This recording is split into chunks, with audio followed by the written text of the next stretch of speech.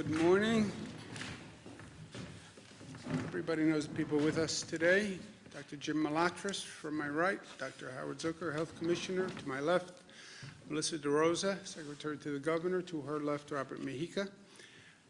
To our friends celebrating Good Friday today, I wish them a Good Friday. To our friends celebrating Passover, I wish them the best. Let's give you an update on where we are.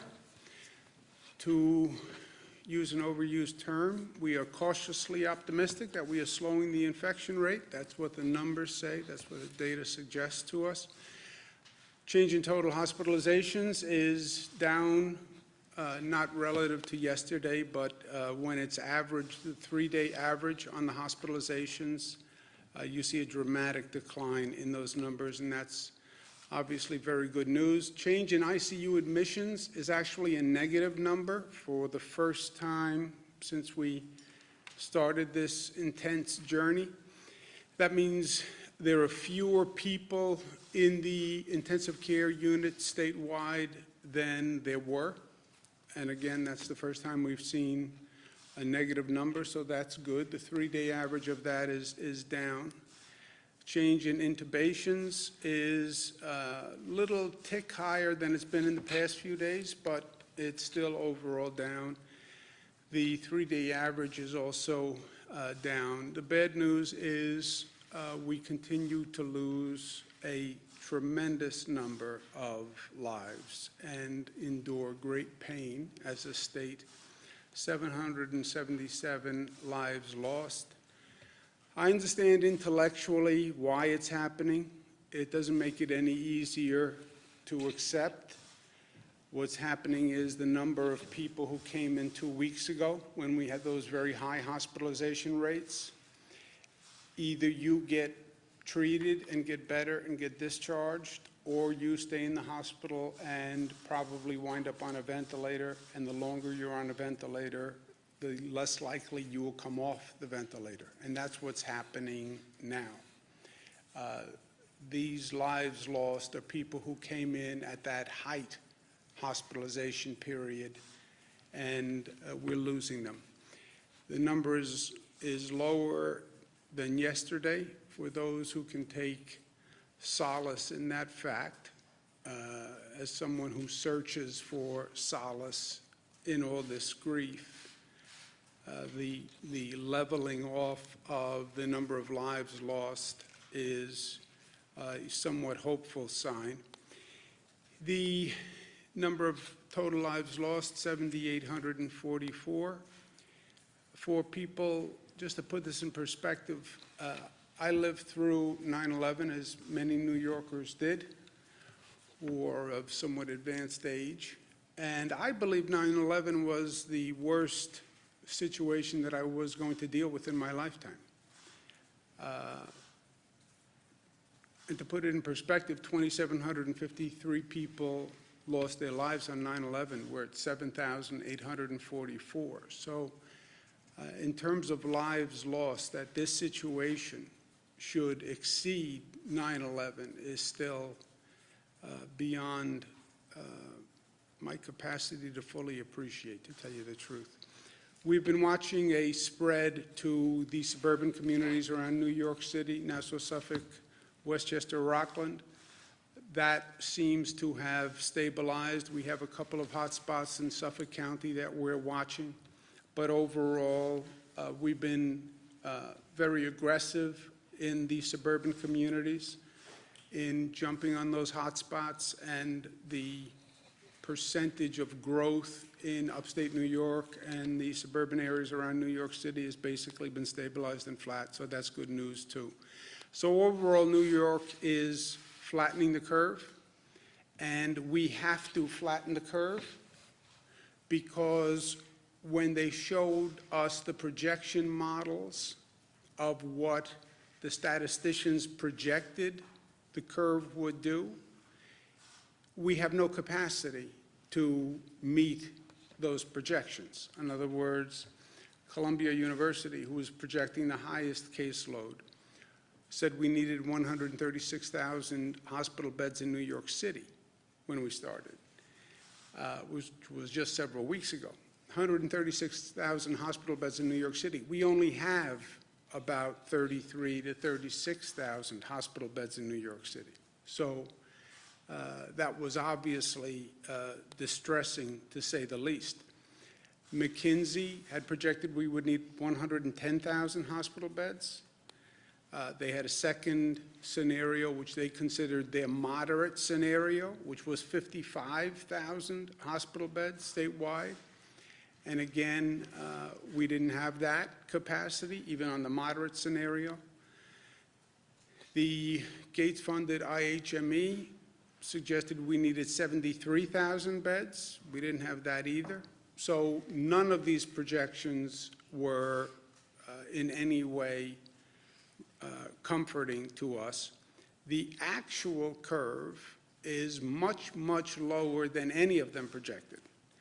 And, well, what's the variance? How do you come up with an actual curve that is so much different than what those experts predicted? First, in fairness to the experts, nobody has been here before. Nobody. So everyone is trying to figure it out the best they can. There is no model to track against.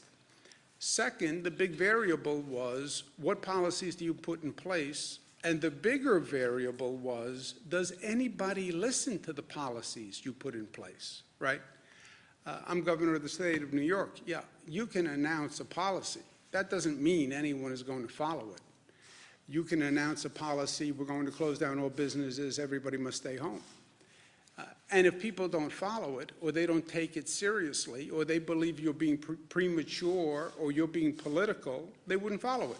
And then what do we do? What do we arrest 19 million people, or ticket 19 million people? So the big variable was, what policies do you put in place? And the bigger variable, does anybody care? And does anyone follow it? And all these social distancing, stay at home, nobody has ever done this before. So the statisticians had to come up with a premise on how many would comply, and we've actually exceeded that. But we have to keep doing it. You know, people tend to think, well, this is a natural trajectory of the disease. There is no natural trajectory. The trajectory is the trajectory that we create by our actions. The natural trajectory would see that line continue to go up. It would continue to go up and up and up until you develop herd immunity, where you would see many, many more infections. So we did that. We are doing that. And that's why we have to stay the course. I said to someone this morning, you tell me how we behave today, and I will tell you the infection rate 2 days from today or 3 days from today. What we do today will determine the infection rate 2 or 3 days from now.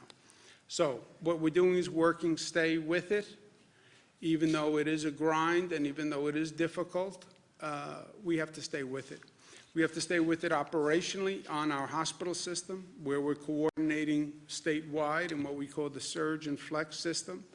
We have 50% additional capacity on our hospital system. We're sharing equipment all across the system. We have to continue helping people who are struggling every day. Food assistance is a real issue for people. We're going to add $200 million to provide more than 700,000 low-income households more funding for food, basic food. Continue to help our medical workers, who are the frontline soldiers in this battle and who've done a phenomenal job. I know I say it all the time, but every day they're out there doing truly the Lord's work. We're going to provide additional housing. I want to thank all the companies that have come forward to be part of this effort. Airbnb is contributing funding to provide housing for our healthcare workers. 1199 SEIU is working with Airbnb, and they're providing their members with additional benefits. We have hotels that are coming forward and offering free hotel rooms, so we thank them all very much. Last night, as a signal of our thanks to the workers who are out there every day. We lit up our landmarks in the New York City area and in Niagara Falls blue in their honor, and that's a nice symbolic tribute. What's even better is to take action that shows our gratitude. Saying it is nice, doing it is even better. And after 9/11, Congress created a Victims' Compensation Fund. I've been working with our congressional delegation. We think the federal government should set up a Heroes Compensation Fund to compensate our health care and other frontline workers for what they did here. Saying thanks is nice. Actually providing assistance is even better. The big question is going to turn to when do we reopen, especially in places like New York, where we're going to see the numbers now starting to change. The natural trajectory, the human movement is going to be, okay, now let's reopen. I need to get out of my house. I've been cooped up, cabin fever.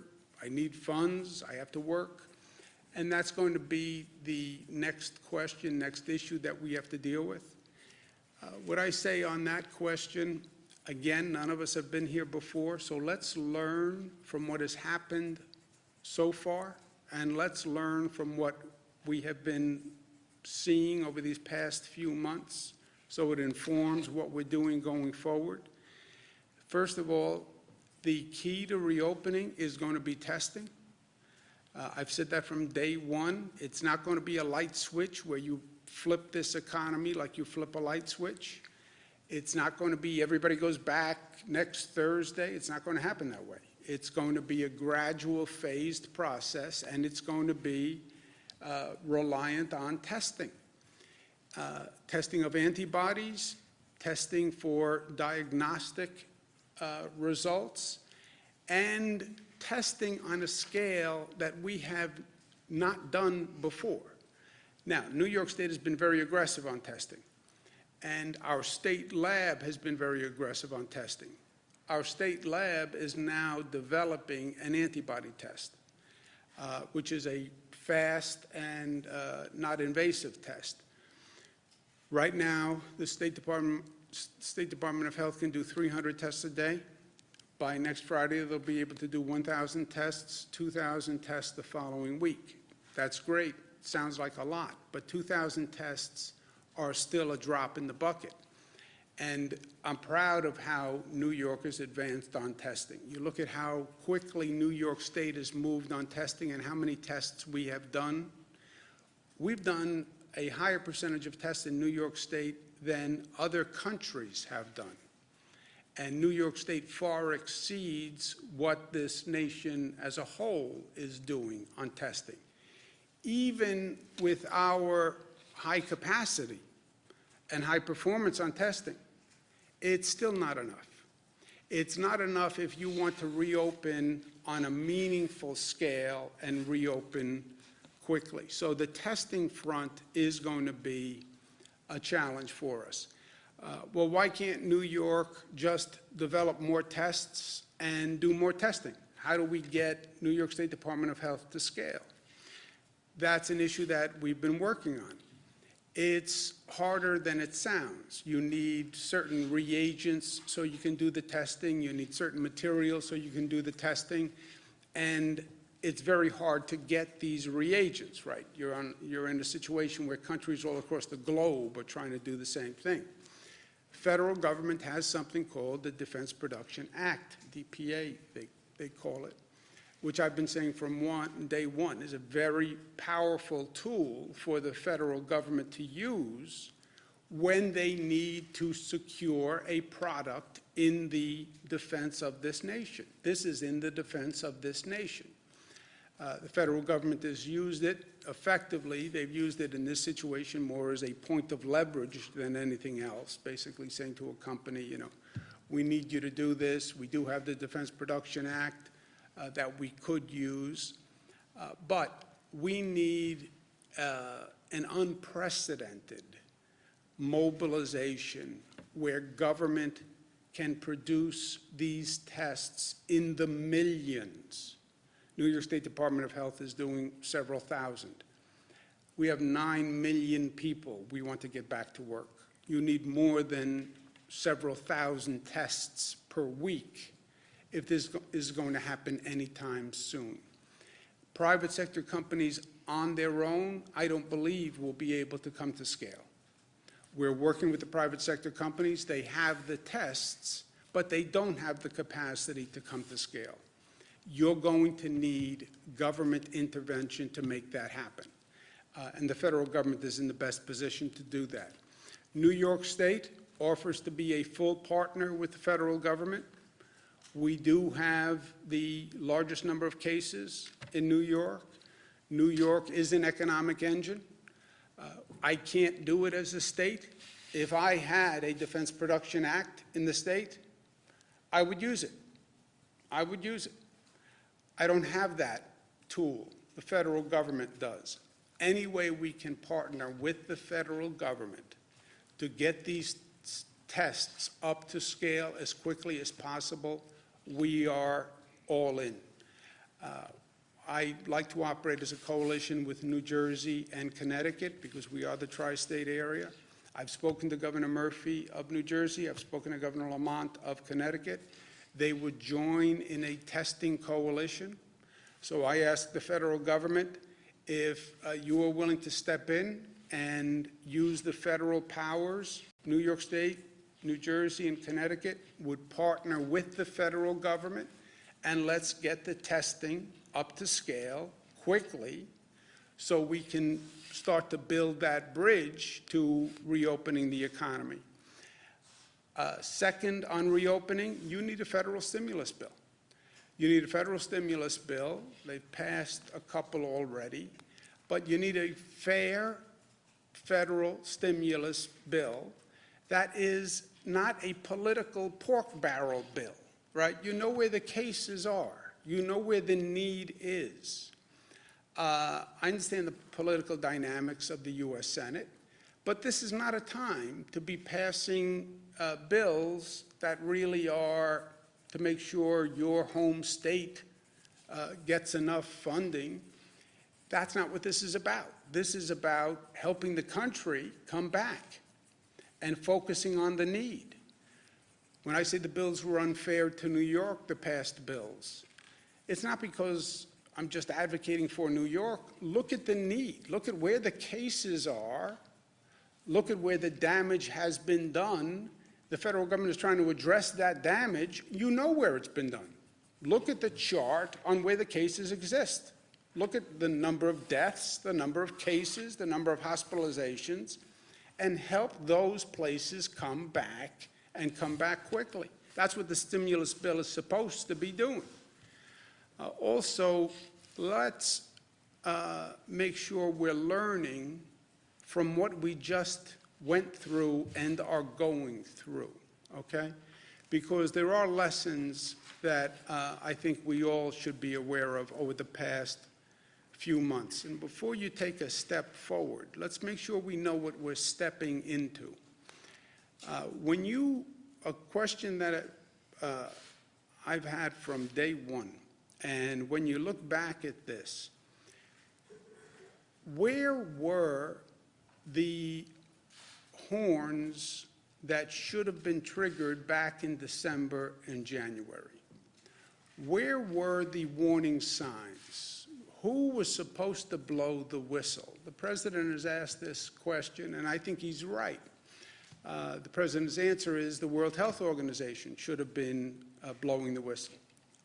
I don't know enough to know if that's right or wrong, but I know the question is right. And sometimes the question is more important than the answer. How did this happen? I mean, I still want to know how this happened, because the warning signs were there. And if you don't know the answer, then how do you know it's not going to happen again, right? Fool me once. January, you go back and look at the headlines in January, and you see questions, and you see warnings. Now, they were all over the map, but we saw what was happening in Asia. We saw what was happening, starting to happen in Europe. Where were the international experts saying, well, if this is happening there, this is what we should expect to happen in the United States, or prepare to happen in the United States? January, February, you still had sources in this country saying, basically, there's nothing to worry about. You know, how did that happen? And did we really need to be in this situation where the United States winds up with a higher number of cases than the places that went before? We sat here and we watched China. China winds up having 84,000 cases. We wind up having 474,000 cases. I mean, how does that happen? We saw South Korea. They wind up with 10,000 cases. Italy, where we saw a collapse of the whole health system, winds up with 143,000 cases. I raise the question because the answer, again, is less important than the question. But before we move forward, let's make sure we're not repeating the same mistake that we made, right? George Santayana. Those who do not remember the past are condemned to repeat it. I don't want to repeat what we just repeated, what we just went through over this past month. So what are the relevant questions? Is there going to be a second wave? Let's look at the countries that have gone through this reopening process, and what can we learn from them, right? Well, we have to start to reopen. Let's look at what the other countries who have gone before us, what they did, what worked, and what didn't work. And when you take just a cursory review, you see caution signs. Hong Kong appeared to have the virus under control. They let its guard down. The virus came back. Hong Kong recorded the biggest rise in cases and a new wave of infections. Is that true? Could it happen here? Article yesterday, Italy has seen a bump in the number of cases. You know, before we take a step, make sure we are more informed and more aware than we were in the past. They're talking about a second wave for Singapore. You go back and you look at the 1918 flu epidemic. That was over 10 months. There was a first wave. There was a second wave. The second wave was worse than the first wave because the virus mutated. Third peak, and the whole experience was 10 months. Well, is there any extrapolation to where we are today? I don't know the answers. This is not what I do. It's not what a state does. But we know the questions, and we should have the questions answered before we take a step forward. Because, yes, no one has been here before. These are totally uncharted waters. But we do know that none of this is predetermined, and it is all a function of our actions. We are in total control of our destiny here. What we do will affect literally life and death for hundreds of people. So where do we go from here? Excuse me. First, keep doing what we're doing. Stay home, because that works. We are flattening the curve. We must continue to flatten the curve. We have to get testing to scale. That is an entirely new exercise. It's something we still haven't done well in this country. And we need both diagnostic testing and antibody testing. And we need millions and millions of them. And we need them in a matter of weeks, not months. We have to be more prepared as a nation. We should never go through this scramble that we went through with states competing against other states to buy masks from China. I mean, we should just never have been here in the first place, but certainly we should never be here again. And then let's make sure we study the waters ahead and proceed with caution before we set off on the next journey. And when we talk about reopening, let's study the data and let's look at what has happened around the world and let's make sure the best health minds in the country are giving us their best advice. How do we go forward? We stay New York tough. New York tough means more than just tough. It means discipline, means unified, means loving, and it means smart. And now is the time to be smart, and now more than ever. And that's what it means to be New York tough, and we are. Questions?